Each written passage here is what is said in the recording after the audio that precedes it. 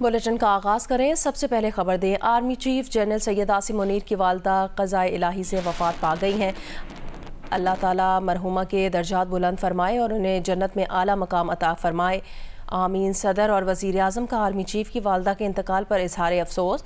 सदर जरदारी ने कहा कि जनरल सैयद आसिम मुनीर की वालदा की वफ़ात के गम में बराबर के शरीक हैं, हमदर्दियाँ लवाहिकीन के साथ हैं। वज़ीर आज़म शहबाज शरीफ ने कहा, सोगवार ख़ानदान के दुख में बराबर के शरीक हैं। वज़ीर आज़म शहबाज शरीफ की मरहुमा के लिए बुलंदी दर्जात की दुआ। गवर्नर सिंध कामरान खान टिसोरी का भी इजहार ताज़ियत। कहा, दुख की इस घड़ी में जनरल सैयद आसिम मुनीर और उनके अहला खाना के साथ खड़े हैं। वज़ीर ट्रांसपोर्ट सिंध शर्जील इनाम मेमन और सैनेटर सलीम मांडवीवाला का भी इजहार अफसोस। मौलाना फजलुर रहमान ने आर्मी चीफ की वालदा की वफ़ात पर इजहार अफसोस करते हुए कहा कि माँ जैसी शफीक और प्यार करने वाली ज़ात की रहलत यकीनन बड़ा सदमा है। अल्लाह करीम जनरल सैयद आसिम मुनीर उनकी फैमिली को सब्र जमील अता फरमाए।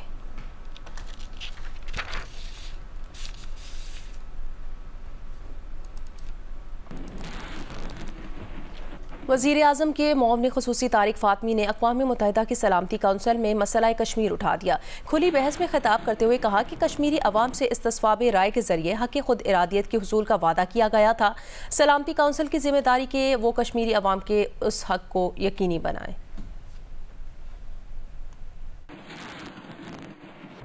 Jammu and Kashmir, a dispute that remains on the agenda of the Security Council and awaits a just and final settlement in accordance with the relevant resolutions of this Council that promise to the Kashmiri people the right to self-determination through a UN-supervised plebiscite.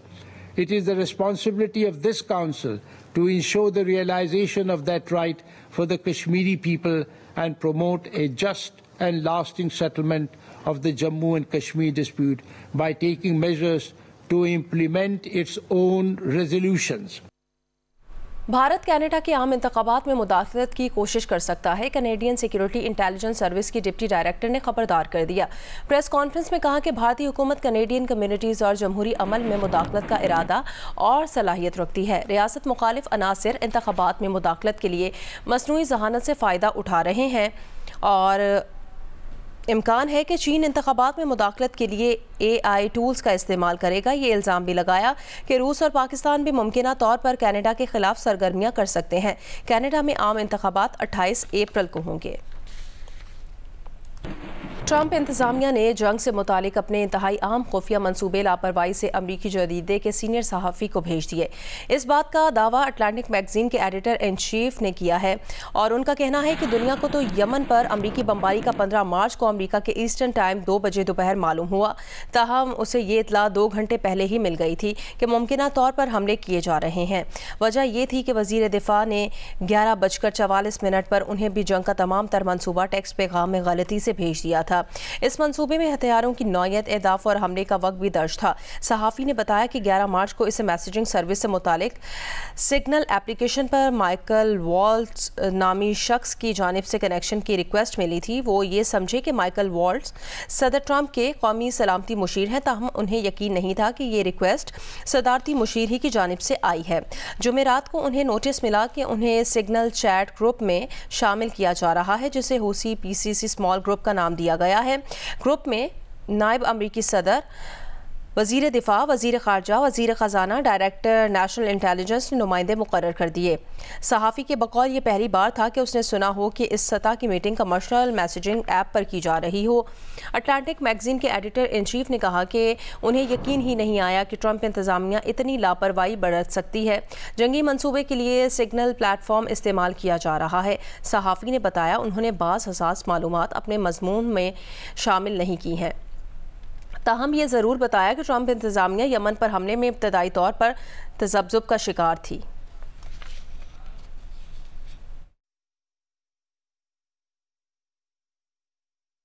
मगरबी किनारे में फ़लस्तीनियों पर मज़ालिम बेनकाब करके Oscar जीतने वाले फ़लस्तीनी director Hamdan Bilal पर नकाब पोश इसराइली आबादकारों ने हमला कर दिया। तशद्दुद से हमदान के सर और पेट पर जख्म आए हैं। इसराइली फ़ौज ने एम्बुलेंस पर धावा बोलकर हमदान को गिरफ्तार कर लिया। अल खलील के इलाके में इस वाक़े के ऐनी शाहिद 5 अमरीकी यहूदी कारकुन हैं। ऐनी शाहिदीन के मुताबिक फ़ौजी वर्दी पहने 15 के करीब मुसल्लह आबादकारों ने हमदान पर हमला किया और मारपीट की। हमदान के घर में घुस कर भी तशद्दुद किया गया, जहाँ फर्श पर खून मौजूद था।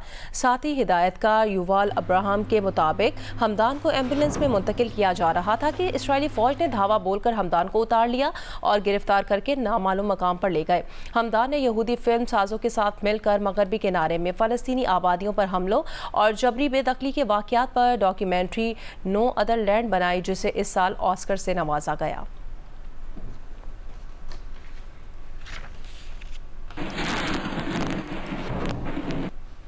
हुकूमत बलोचिस्तान ने रियासत मुखालिफ प्रोपेगेंडा और सरगर्मियों में मुलविस सरकारी मुलाजमीन के खिलाफ कार्रवाई का फैसला किया है।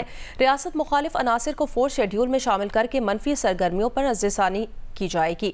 इस सिलसिले में सूबे के तमाम कमिश्नर्स और ज़िलाई अफसरान को मुलविस सरकारी मुलाजमीन के खिलाफ कार्रवाई का हुक्म दिया गया है। ये फैसला वज़ीर आला मीर सरफराज बुगटी की ज़ेर सदारत कोयटा में इंतजामी अफसरान के आला सतह के इजलास में किया गया।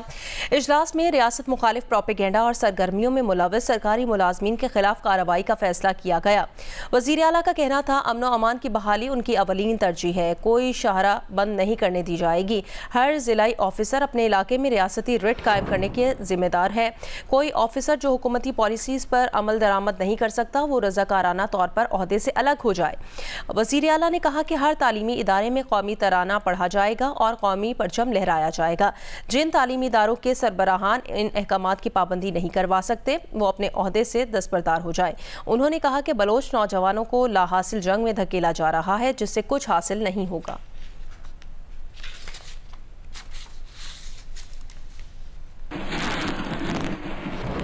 बिलावल भुट्टो ने शहबाज शरीफ से दोबारा नेशनल सिक्योरिटी कमेटी का इजलास बुलाने की अपील कर दी है। हुकूमत और तहरीक इंसाफ में सालिस बनने की पेशकश करते हुए कहा, वज़ीर आज़म से अपील है कि जो सियासी जमातें पहले इजलास में शरीक ना हो सकी थी, उन्हें कायल किया जाए। पीपल्स पार्टी ना हुकूमत में है ना अपोजिशन में। हम हुकूमत और अपोजिशन दोनों से बात करने की पोजीशन में हैं। वज़ीर आज़म को पेशकश की है कि जमातें जो कौमी सलामती कमेटी इजलास में शरीक नहीं हो सकी, उन्हें इंगेज करने के लिए तैयार हैं। अपोजिशन लीडर से भी कहा गया है कि तंग नज़री की सियासत को छोड़कर पाकिस्तान के अवाम के बारे में सोचें। उनकी क़यादत की रिहाई के अलावा भी पाकिस्तान के बहुत से मसाइल हैं। बलूचिस्तान से लेकर खैबर पख्तूनख्वा तक दहशतगर्दी फैल चुकी है। कौमी इशूज़ पर इत्तफाक राय पैदा करना नागुज़ीर है। तमाम सियासी जमातों को मुल्क और कौम के लिए इकट्ठा करना होगा।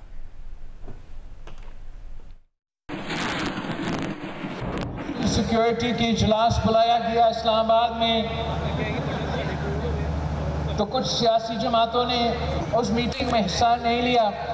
हम अपील करते हैं वज़ीर आज़म से कि वो फिर से 1 महीने के बाद सही तो एक बार फिर कोशिश करे कि इस किस्म का मीटिंग बुलाया जाए। वो सियासी जमातें जो किसी न किसी वजह से नहीं आ सके, हुकूमत को कोशिश करना चाहिए कि उनको कायल किया जाए।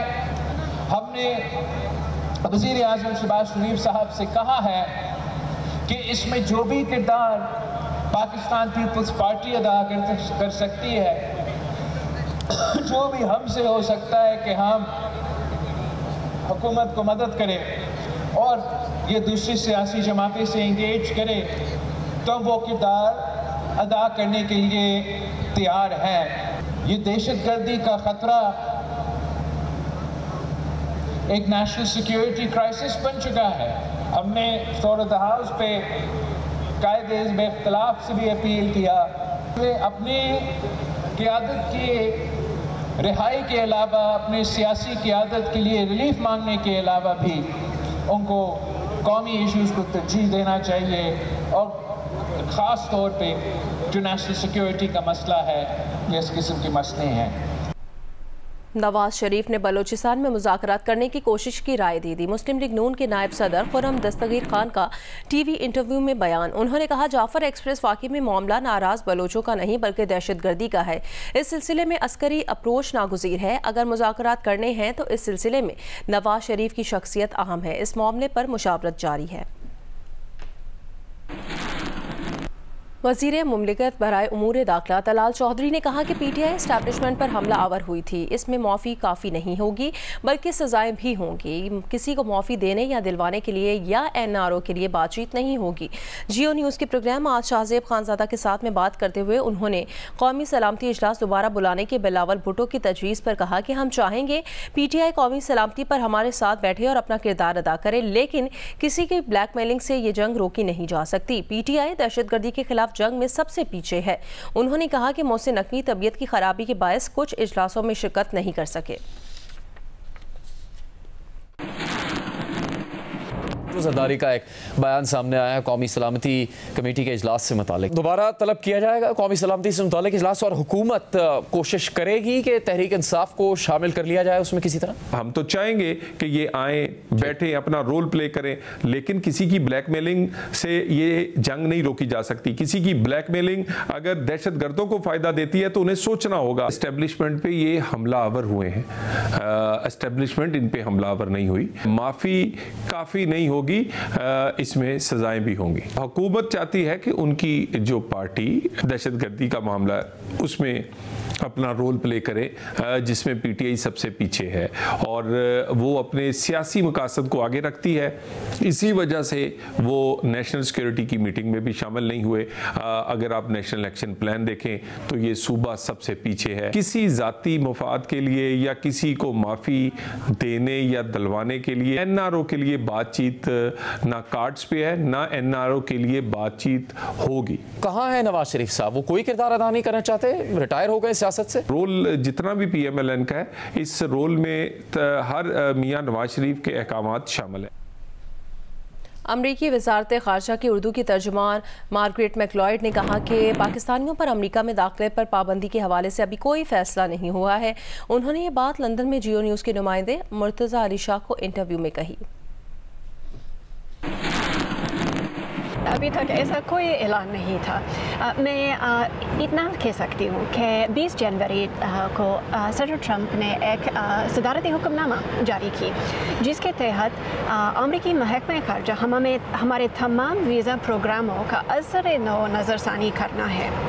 ये हुक्मनामा protecting America from foreign terrorist and other threats to national security, यानी गैर मुल्की दहशतगर्दी और कौमी तहफ़्फ़ुज़ के ख़तरात से अमेरिका महफूज रखना है।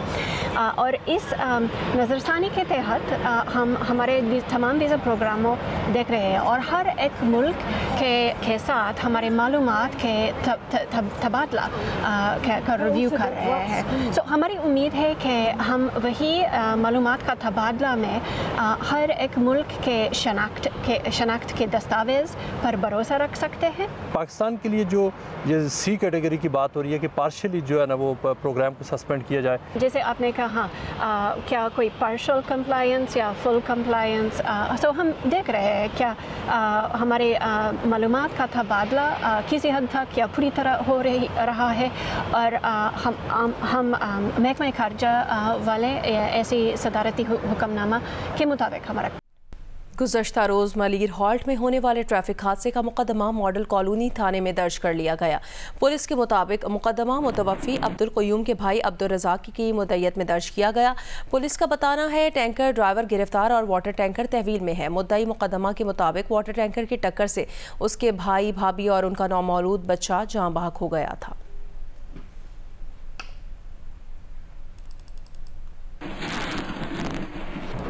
रमज़ानुल मुबारक में भी आम आदमी को खाने पीने की अशिया की कीमतों में रिलीफ मिलना दूर की बात, चीनी, चिकन, गोश्त, सब्जियों, फलों और दालों की कई गुना कीमत पर फरोख्त की जा रही हैं। इंतज़ामिया बाज़ारों से गायब है, सरकारी हुकाम सब अच्छा की रिपोर्ट दे रहे हैं। रिपोर्ट करेंगे जवाद मलिक।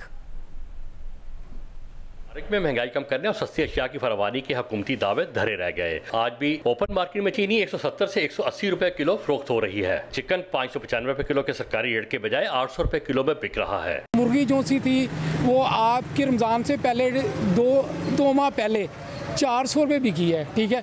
जैसे ही रमज़ान आना शुरू हुआ है वो 700 से 750 रुपये तक चली गई है। मुर्गी माफिया जिनसे 1.5 महीने से उनकी रेट लिस्ट ही नहीं काबू हो सकी, हर 100 रुपये जिंदा मुर्गी ब्लैक हो रही है। रमज़ान के महीने में चीनी का रेट बढ़ गया, पहले की निस्बत बढ़ गया, क्योंकि पहले कम थी अब कीमत बढ़ गई है। 180 रुपये इन्होंने ना उसका बिक रही है बाज़ार में।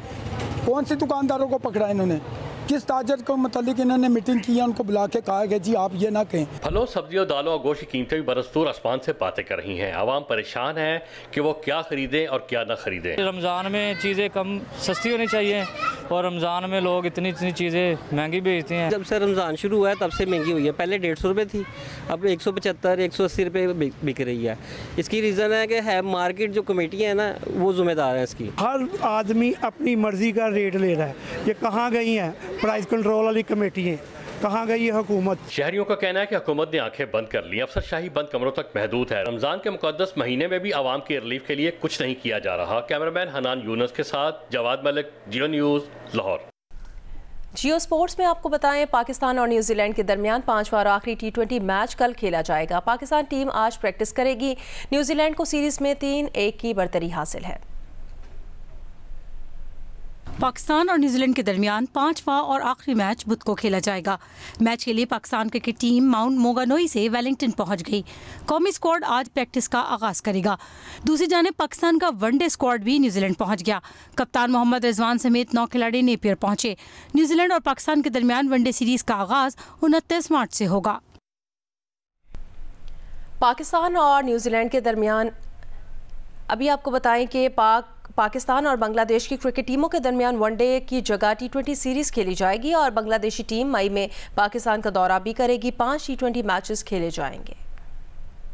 ज़राए के मुताबिक पाकिस्तान और बांग्लादेश क्रिकेट बोर्ड ने 2026 T20 वर्ल्ड कप को मद्देनजर रखते हुए मई और जुलाई में होने वाली सीरीज में सिर्फ T20 मैचेस खेलने का फैसला किया है। बांग्लादेश टीम के दौरे पाकिस्तान में सीरीज से वनडे मैचेस खत्म कर दिए। तयशुदा FTP के मुताबिक बांग्लादेश ने मई में पाकिस्तान में 3 वनडे और 3 T20 मैचेस की सीरीज खेलना थी, लेकिन नजरसानी शुदा शेड्यूल में अब बांग्लादेश की टीम 5 T20 मैचेस खेलेगी। पाकिस्तान के FTP से हटकर दौरा बांग्लादेश में भी 3 T20 मैचेस की सीरीज खेली जाएगी। काश्तकार तंजीमों ने मुतालबा किया है कि हुकूमत नई ज़मीनें आबाद करने के बजाय मौजूदा आबाद ज़मीनों को पानी की फराहमी यकीनी बनाए और 1 साल के लिए कपास की तस्दीक शुदा बीज की शरह उगाव का मयार 50% तक करे। Chairman cotton general forum Ehsanul हक ने जियो को बताया कि तिब्बत और मंगला डैम में पानी का जखीरा डेड लेवल तक पहुंच गया। सिंध के कई इजला में नहरी पानी की कमी या अदम दस्तियाबी के बायस नई फसल ताखीर का शिकार हुई तो कीमतों में तेजी का रुझान सामने आने का इम्कान है। सिंध में कपास की नई फसल के सौदे अभी तक तातुल का शिकार हैं। रवां साल मनफी मौसमी हालात के बायस कपास के बीज की शरह उगाव 75% के बजाय 40 से 50% तक रह गई है। फेडरल सीड सर्टिफिकेशन डिपार्टमेंट से कपास के बीज को तस्दीक शुदा बीज का दर्जा न मिलने के बायस रवां साल काश्तकार ज्यादातर कपास का गैर तस्दीक शुदा बीज काश्त कर रहे हैं, जिससे कपास की फी एकड़ पैदावार में कमी के खदशात हैं। एहसानुल्लाह का कहना है कि वज़ीर-ए-आज़म शहबाज शरीफ के सामने रखे गए मुतालबात में से कोई एक भी पूरा नहीं किया गया। खदशा है रवां साल कपास की काश्त पिछले साल से भी कम होगी। टेक्सटाइल स्पिनिंग और कॉटन जिनिंग सेक्टर तारीख के बदतरीन मुआशी बहरान से दो चार है, जिससे कॉटन ईयर 2025-2026 के दौरान स्पिनिंग मिल्स और कॉटन जिनिंग फैक्ट्रियाँ मजीद गैर फाल हो जाएंगी। जवाद मलिक, जियो न्यूज़, लाहौर। वज़ीर आला पंजाब मरियम नवाज़ की हिदायत पर पंजाब भर के समाज से महरूम बच्चों में ईदी पैकेज तकसीम किया जा रहा है। तफसील बताएंगे कमालिया से अमजद सईद।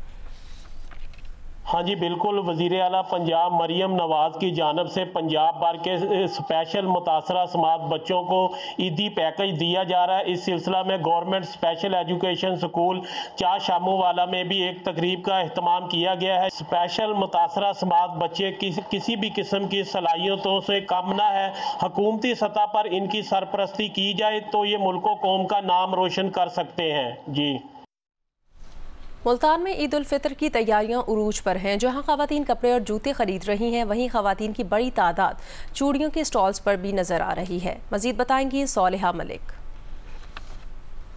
जी, मुल्तान में भी जैसे जैसे ईद उल फितर करीब आ रही है, ख़वातीन की और बच्चों की जो तैयारियां हैं वो ज़ोरों शोर पे हैं। मुल्तान की ख़वातीन जहां पे कपड़े और जूते ख़रीदती नज़र आ रही हैं, वहीं पे चूड़ियों के स्टॉल्स पे भी ख़वातीन का बड़ा रश देखने को मिल रहा है और ख़वातीन अपने लिए मैचिंग जो है वो ज्वेलरी ख़रीदनी है, चूड़ियाँ ख़रीदनी है और चूड़ियों के स्टॉल्स पे मुख्तलिफ़ इक़साम की चूड़ियाँ यहाँ पे मौजूद हैं। वेलवेट की चूड़ियाँ भी हैं, कांच की चूड़ियाँ भी हैं, तो मैंने तीनों सूट के लिए जो है ना अपनी पसंद की चूड़ियाँ ले गई हैं और मुझे बहुत पसंद आई हैं चूड़ियाँ। बचपन से ही क्रेज़ है चूड़ियों का, मैं आम रूटीन में भी चूड़ियाँ पहनती रहती हूँ और यहाँ पे मैंने अपने लिए भी ये मल्टी कलर की चूड़ियाँ ले ली हैं क्योंकि मेरा ईद का जो ड्रेस है वो इसी कलर में। ख़वातीन की तरफ से ये कहा जा रहा है कि वो ना सिर्फ अपने लिए चूड़ियाँ ख़रीद रही हैं बल्कि अपने ससुराल, अपने फैमिलीज़, अपनी फ्रेंड्स के लिए भी एज ए गिफ्ट जो है वो ईद उल फितर के लिए वो यहाँ से चूड़ियों के स्टॉल से चूड़ियाँ ख़रीदी जा रही हैं। और दुकानदार की तरफ से ये कहा जा रहा है कि ये जो कारोबार है ये आम रूटीन में काफ़ी नॉर्मल होता है, लेकिन जैसे जैसे कोई त्यौहार आता है या ईद आती है तो ये जो कारोबार है वो भी चमक उठता है। जी।